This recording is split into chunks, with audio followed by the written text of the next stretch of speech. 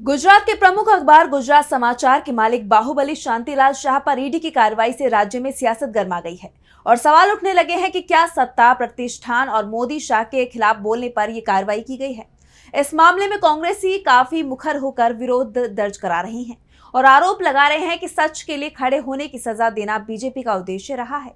क्या है पूरा मामला, देखिए इस रिपोर्ट में। गुजरात में रहकर मोदी शाह के खिलाफ वो बोलने की हिम्मत दिखाने वाले गुजरात समाचार के मालिक बाहुबली शांतिलाल शाह की गिरफ्तारी से सियासी तापमान चढ़ गया है।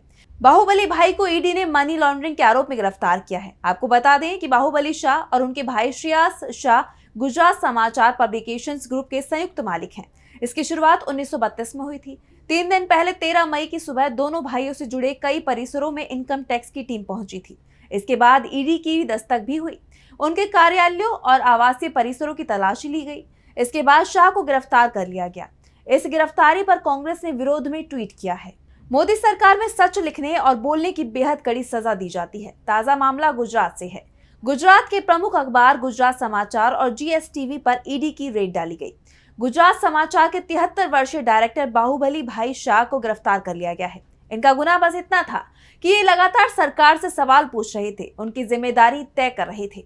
लेकिन बीजेपी सरकार को जवाब और जवाबदेही की आदत नहीं है, तो उन्होंने ईडी भेजकर लोकतंत्र के चौथे स्तंभ के अधिकारों को रौंद दिया। इसके पहले गुजरात समाचार के एक्स हैंडल को भी भारत में ब्लॉक कर दिया गया था। मोदी सरकार का ये तानाशाही और मनमाना रवैया देश के लिए बेहद घातक है, जिसके खिलाफ हम सभी को एकजुट होकर आवाज उठानी होगी। वहीं गुजरात कांग्रेस के अध्यक्ष और राज्यसभा सांसद शक्ति सिंह गोहिल ने शाह की गिरफ्तारी को लेकर बीजेपी पर गंभीर आरोप लगाए हैं। उन्होंने एक्स पर लिखा है कि सच के लिए खड़े होने की सजा देना भाजपा का मोटो रहा है। गुजरात समाचार हमेशा सत्ता के खिलाफ खड़ा रहा है, चाहे वो कोई भी हो।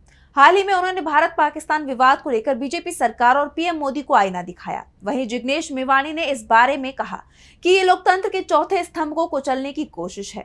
गुजरात समाचाરના તંત્રી અને માલિકો પૈકીના એક બાહુબલીભાઈ શાહની અત્યારે જ ધરપકડ ઈડી દ્વારા કરવામાં આવી છે।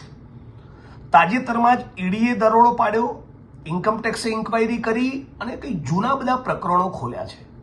બધા જ મીડિયાના મિત્રો અને બધા જ વાણી સ્વાતંત્ર્યમાં માનનારા માણસો એવું કહેશે કે આ વાણી સ્વાતંત્ર્ય પર તરાપ મારવાની કોશિશ છે। એ તો છે જ। આ દેશના બંધારણ ઉપર એક પ્રકારનો હુમલો છે, વાણી સ્વાતંત્ર્ય પર હુમલો છે, વ્યક્તિ સ્વાતંત્ર્ય પર હુમલો છે। ફ્રીડમ જે મીડિયાને એક સ્વાભાવિક રીતે જ મળવી જોઈએ, એક લોકતંત્રના ચોથા પ્રહરી તરીકે સવાલ પૂછવાની, આકરા સવાલ પૂછવાની એ સ્વતંત્રતા જે છે મીડિયાની, એની પર તરાપ છે। પણ એનાથી વિશેષ હું કહેવા માંગુ છું કે ગુજરાત સમાચાર એ છેલ્લા 25 વર્ષથી એ નરેન્દ્ર મોદી, અમિત શાહ, આરએસએસ અને બીજેપીને સહેજ પણ ગાંઠ્યું નથી। નરેન્દ્રભાઈ ઉપર ગુજરાતની જનતાએ, દેશની જનતાએ ગમે તેટલા ફૂલડા વેર્યા હોય, પણ મગનું નામ મરી પાડીને રાત દિવસ પાને પાને એક સ્ટોરીમાં એન્ટી એસ્ટાબ્લિશમેન્ટ એલિમેન્ટ સાથે કોઈએ લખ્યું હોય સાતત્યપૂર્વક, એ ફક્ત ગુજરાત સમાચાર છે। એટલે હું એવું માનું છું કે આ અભિવ્યક્તિની સ્વાતંત્ર્ય અને પ્રેસની સ્વાતંત્ર્ય ઉપર તો હુમલો છે જ, પણ 25 વર્ષથી ગુજરાત સમાચારે ગચગચાઈને જે બેટિંગ કરી છે ને, આ ચોરોની સામે એની દાજ કાઢી છે। આ ઈડી ઇન્કમ ટેક્સ દ્વારા ગુજરાત સમાચાર ઉપર થયેલો હુમલો, બાહુબલીભાઈ શાહ ઉપર થયેલી ધરપકડ એ મૂળ 25 વર્ષનો બદલો લીધો છે।